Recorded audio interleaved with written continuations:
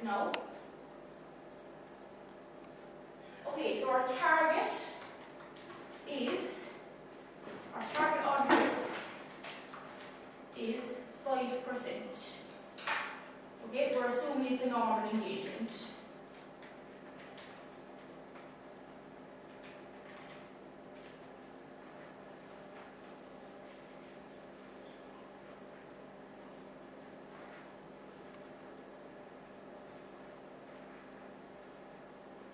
Okay, so we can assess some of them.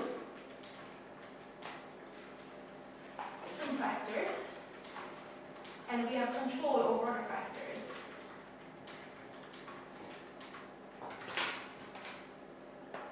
Okay, so we can assess some factors, and we have control over other factors.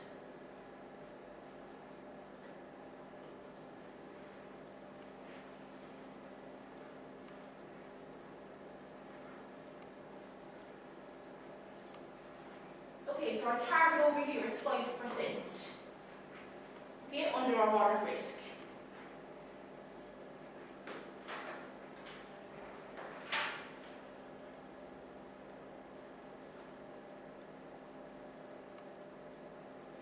Okay, so our inherent risk, we're going to assess it.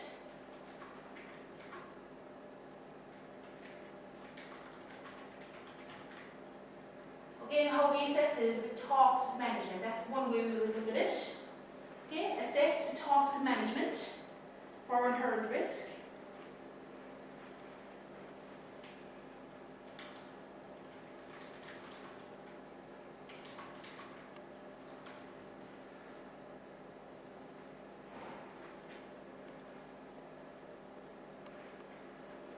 Okay, knowledge of the business will be another one we'll assess, we look at. Okay, so we're assessing.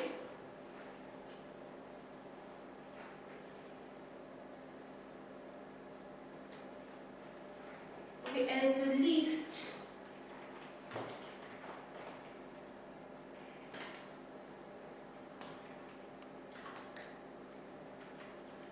reliable source of audit evidence.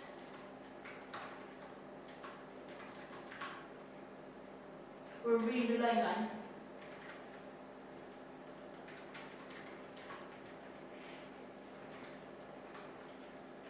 Professional judgment.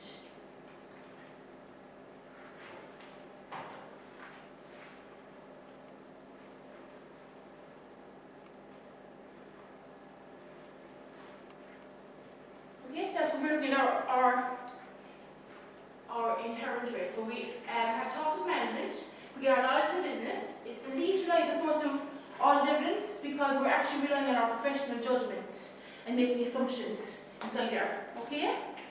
Just going to set up another little page here now separate.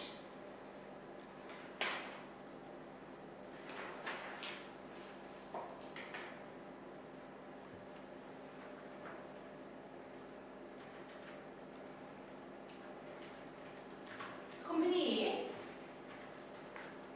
A and Company B.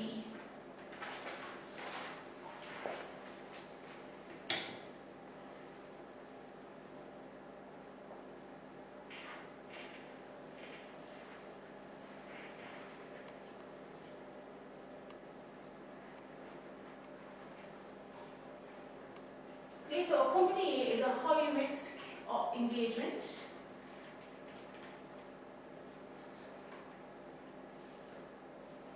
Okay, and Company B is a low risk engagement.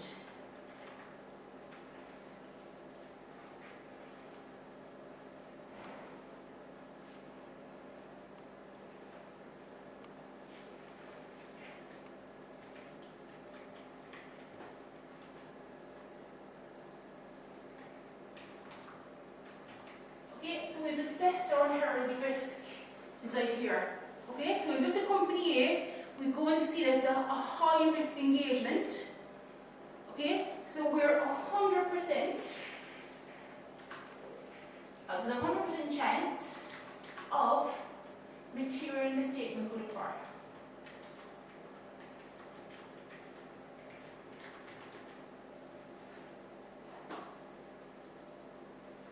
Okay, so there's a 100% chance material misstatement could occur.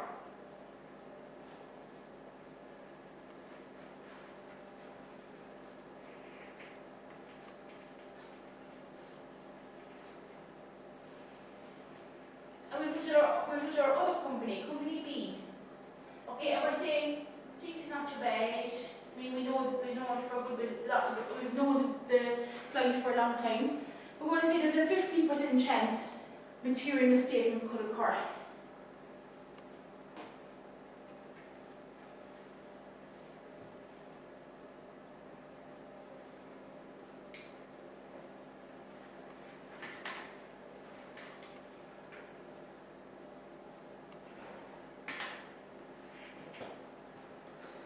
Okay, so this is just our example.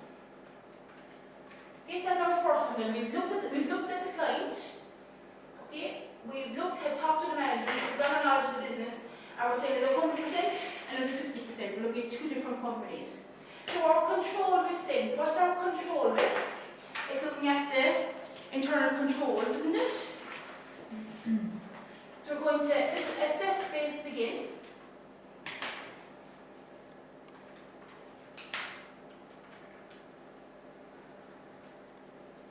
Okay, so we're going to assess based on our client's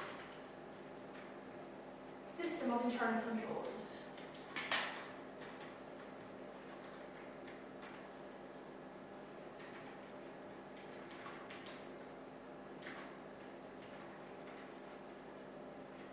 Okay, so assess based on our client's system of internal controls and our own evaluation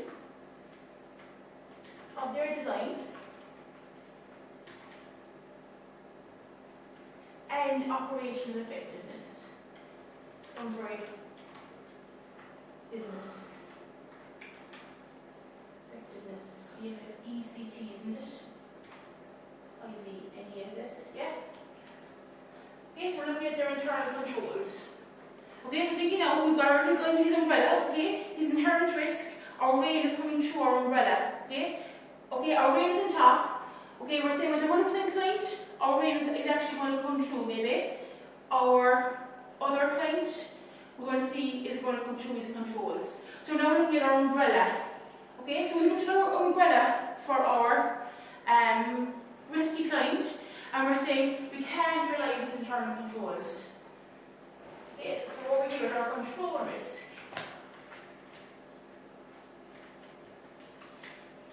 Okay, so our umbrella now, imagine our umbrella guy is our internal controls. We're on company A, they're a high risk engagement. We've looked at our internal controls, and we're saying we cannot rely on their system of internal controls. Okay, so we determine a weak system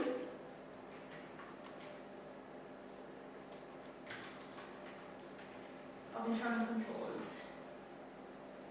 So we're going to assess control risk at 100%. Okay? They're very methodological, we can't rely on them at all.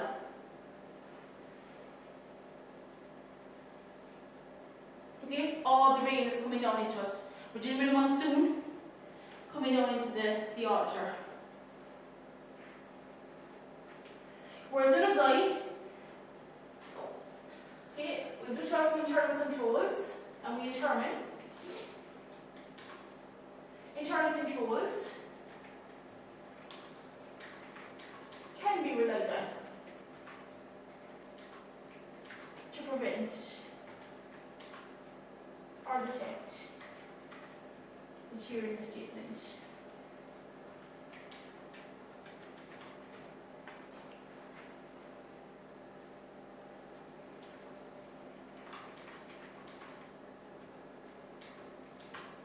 Okay, it's less than that, so let's go 1/7 that. 50%. Okay, so we're going to set our control risk at 50%.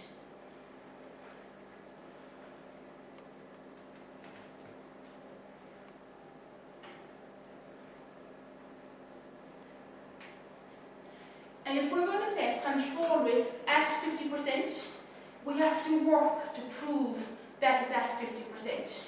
Okay, so we're going to have to So if control risk is less than 100%,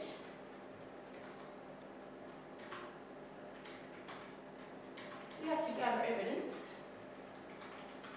to support this. To support that it's at 50, At 50, rather than 100. 100, yeah, exactly. And we'll be learning how we'll be doing next, after Christmas now, we'll be doing ICQs, internal control questionnaires, and then ICEQs, internal control evaluation questionnaires. It's just a system of setting out how you would actually assess them.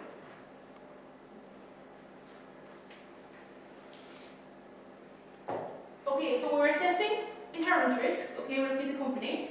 We're assessing controls, we're looking at the company's system of internal controls.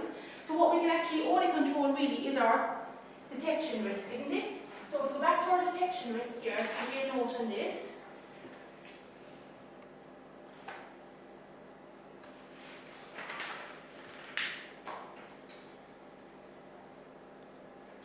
Okay, so our detection risk will involve the amount of substantive testing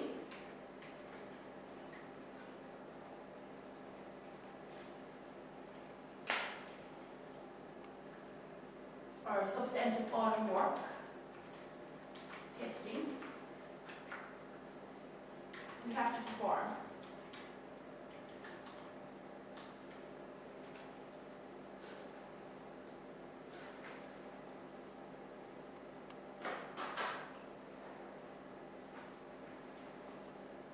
We gather all evidence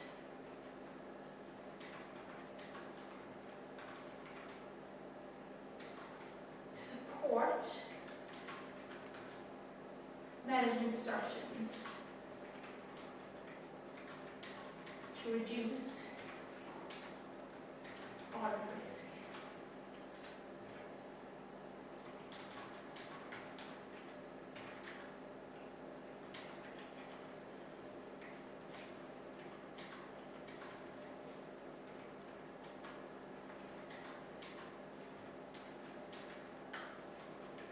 Okay, so the more evidence we gather, the lower the risk that we miss something. Okay, so the lower our detection risk is,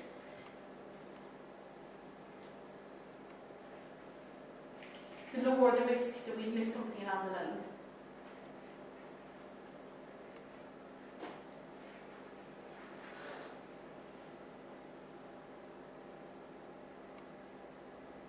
Okay, so if we go back over to our example now, okay, we've got our detection risk to solve.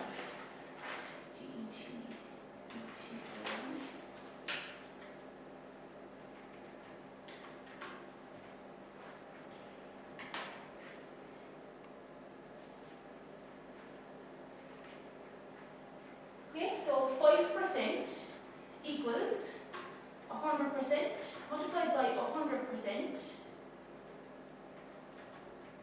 multiplied by 5%. That means our detection risk is 5%. So the lower the level of detection risk actually means the more work we're actually doing. The auditor is doing more work. Okay, because it can't rely on the inherent risk, it can't rely on the system of controls, but it has to rely on their own work to actually go in and find it.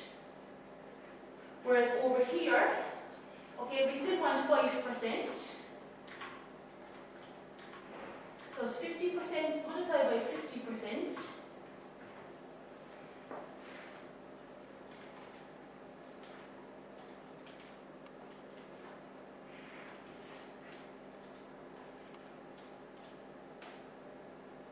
Okay, and if you multiply what you did, you multiply 50% by 50% by 5%, you'll actually get your 20%. So I'm doing a little equation.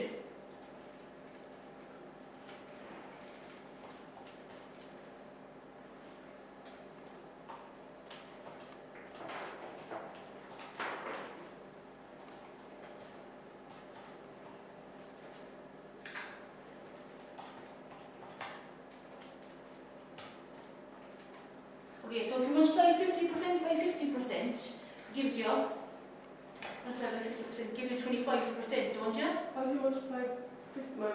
I just go 50%, multiply by 50%. Mine goes to 0 when I press percent.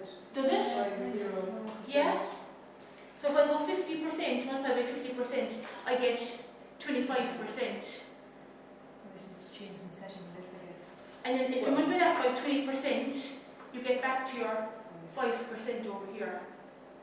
If you go multiply 50, multiply by 50, multiply by 20, you get 5, that's like 50,000.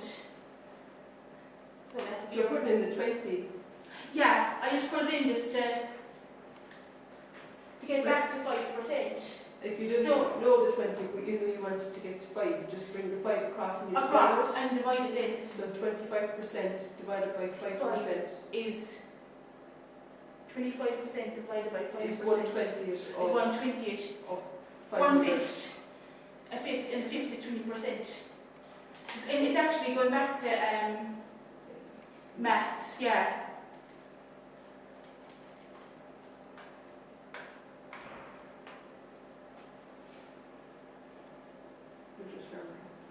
So it's just working it out like that. I don't think probably not in the first year. I mean, you probably won't be asked to actually calculate it out. I've put an example just to confirm that it's probably more likely for the next year. Yeah. But did that help? Do you know what I mean? That's like, and the thing is about audit risk, just the last line in there. Okay, the audit risk model, okay, just because you said at the start of the time, okay, that this is going to be 3%, this is going to be 5%, as you go through the audit, you might find you actually have to change it. And you might actually have to up these two here and actually do more detection risk. When you get into the internal controls, you might not be able to rely on them, so you might have to actually increase this, and you have a different percentage over here then. But you're always trying to get back to the 5%. So if we write down this, the audit risk model is updated throughout the audit process.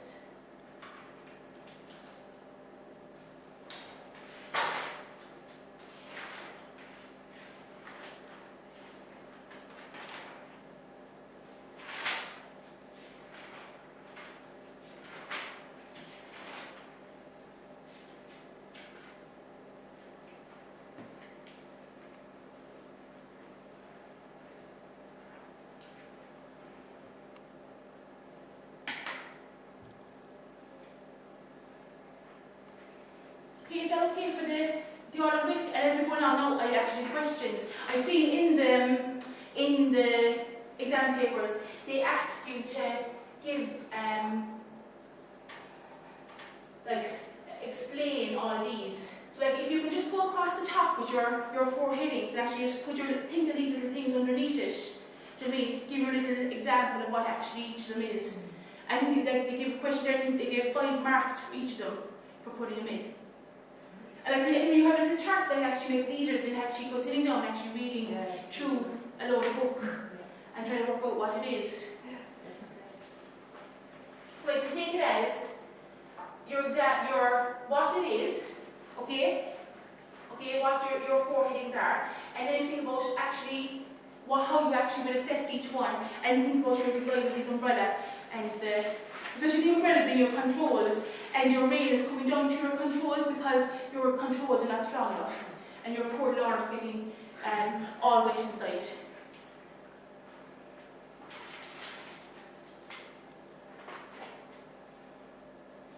Okay, and just before, we're going to take a break there, just 5 minutes in a minute, but just before you that, just wanted to do, I'm always mentioning about audit evidence, okay, gathering audit evidence.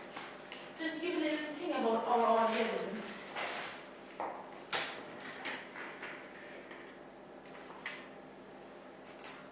Okay, so the more evidence you gather, the more the risk that we miss something. Okay, so what kind of audit evidence are we looking for? So audit evidence.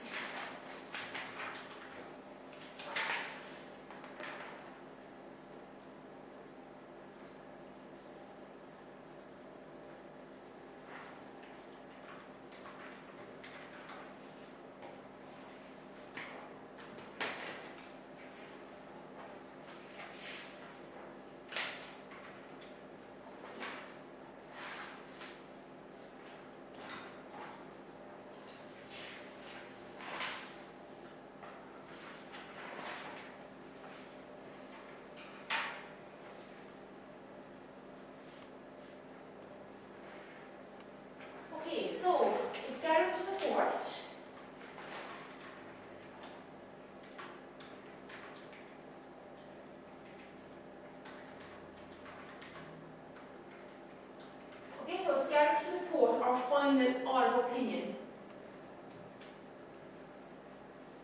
Okay, if you want to work this down to, like, say, put little arrows, like audit evidence, little arrow, guarantee support or final audit opinion, little arrow down then again, then it must be documented.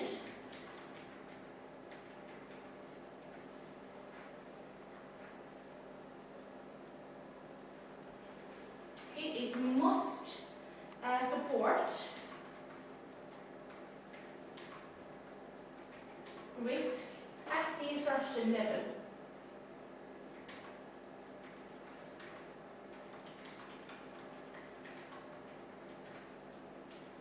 Okay, remember our assertions: the crop move, completeness, rights, obligation, presentation. We'll go back over them anyway. How many is there? Crop move 8, I think.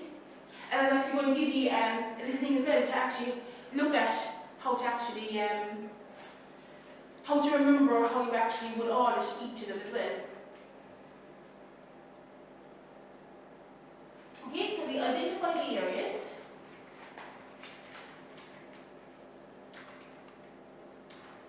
With the risk of material statement.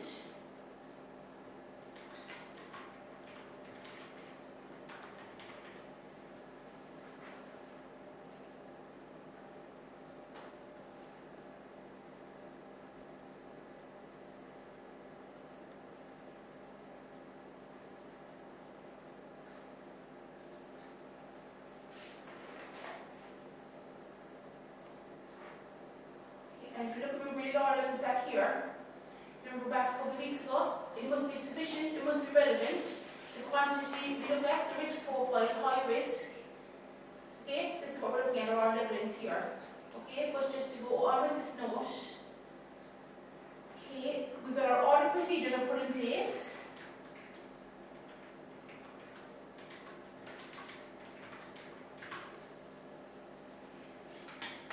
Our evidence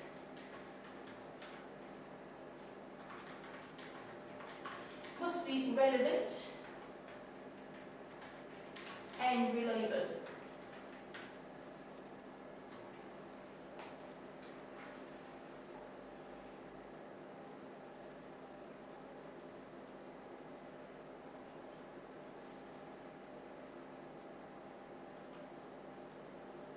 Okay, when we're looking at gathering our audit evidence, we're looking at sample sizes.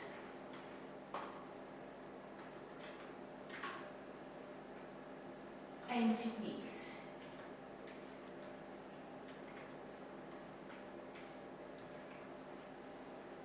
And are they sufficient? And are they sufficient to identify our threats to our risk of material statement? Okay, so have we took enough samples? Or if we went and we sample, say, 10 of them, okay? And we're seeing a lot of mistakes and errors inside there, we actually get another 10 and do that sample, and we actually have to go again and do another 10 and look at them as well. Okay? For our sample sizes. And then the timeliness. No, sounds it's big. Timeliness. Okay, when do we perform these procedures for audit evidence?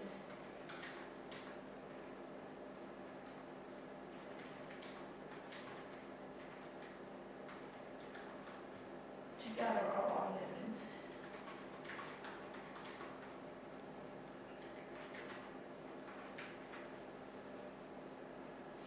Okay, what portion of the period are we looking at?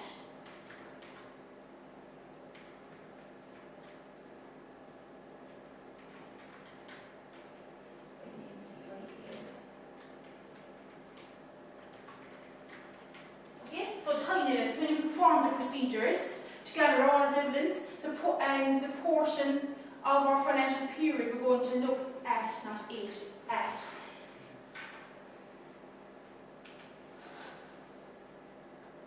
Okay, and you have to look at timeliness as two different. You're looking at, remember now you're auditing your financial statement, okay? So you're auditing your profit and loss account and you're auditing your balance sheet. Okay, so if we look at auditing our profit and loss account first.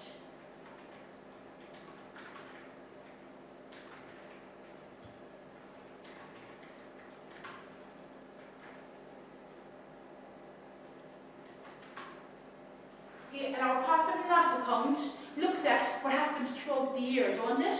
So what happens throughout the year?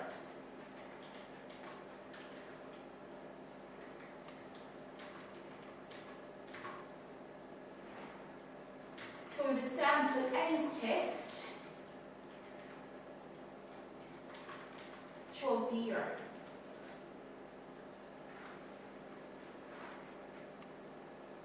Okay, so if you think of your profit and loss account, right, let's say you've got wages inside there. Okay, so your wages are done for a whole 12 months. They're not just done at the date of your profit and loss account. So you choose samples throughout the year to actually audit them. Okay, you just wouldn't pick the end of the year and sample that because it happened throughout the year. Whereas for your balance sheet,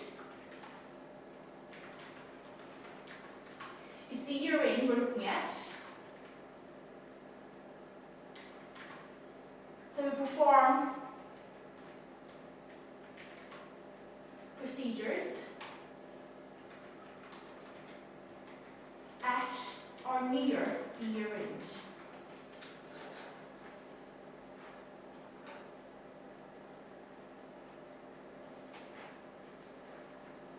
As like looking at our bank account. Okay, so we're looking at the bank account, right? And we're trying to say that that amount of money is inside the bank at the year end. There's no point looking back through the whole year, so there's not. We want to know the balance at that year end. So we go to the bank, get a bank request form, and get the balance at the end of the year. Okay, there's no point going back through the whole lot if we were looking at the balance at the end of the year.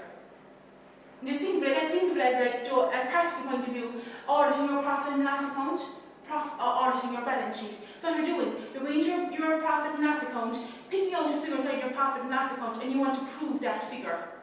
You're going to your balance sheet, picking a figure either out of your assets, your non-current assets, your liabilities, and you want to prove that as well.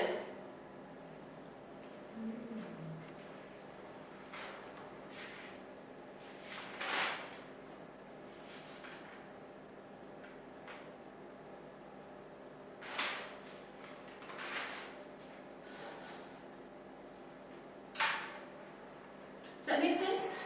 Yeah? So we take a break there just for 5 minutes, yeah, and we'll look then at the payroll cycle and the purchase cycle maybe, just to give a change from just going through all that really theory stuff.